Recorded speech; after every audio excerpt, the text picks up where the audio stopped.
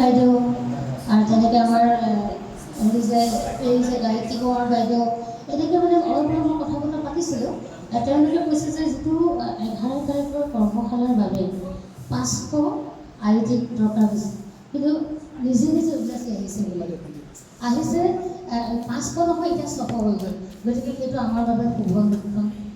সকলোৱে আশা কৰি আছে আমি সকলোবোৰ একেলগ হ'ম, একেলগে আমি কাম কৰি আগবাঢ়ি যাম। ইমান এটি সুন্দৰ পদক্ষেপ, এই পদক্ষেপ আমাৰ কাৰণে গৌৰৱৰ বিষয়। গতিকে আজি আমাৰ আইমাতৃসকলৰ লগতে ইয়াতে উপস্থিত আমাৰ জ্যেষ্ঠসকলক মই প্ৰণাম জনাইছোঁ। সকলোৱে যদি সহযোগিতা আগবঢ়ায় নিশ্চয় অনুষ্ঠানটি সুন্দৰভাৱে সাফল্যমণ্ডিত হ'ব। প্ৰভু আমি আগবাঢ়িম। বিশেষকৈ মই দুখন সভাত উপস্থিত থাকিব নোৱাৰাৰ বাবে ইয়াৰ সংকল্পবিলাক উদ্দেশ্য কেনেধৰণে কি সংকল্প লৈছিল মই জানিব পৰা নাই। এতিয়াতো মই আহিম যেতিয়া মই সকলোৱে গম পাম।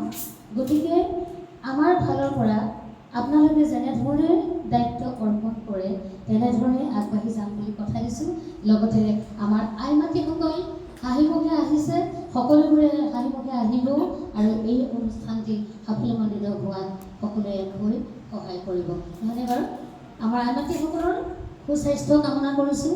লগতে আজি আমাৰ বয়োজ্যেষ্ঠসকল আমাৰ বাপসকলৰ সুস্বাস্থ্য কামনা কৰিছোঁ। আমাৰ প্ৰভুৰ কৃপাত যাতে আমাৰ 25 চনৰ যিটো উলহ মালহেৰে কাৰ্যসূচী হ'ব, সেইটো যাতে আমি সকলোৱে বা সুন্দৰভাৱে আগবাঢ়ি গৈ কাম কৰিব পাৰোঁ, তাৰে কামনা কৰিছোঁ।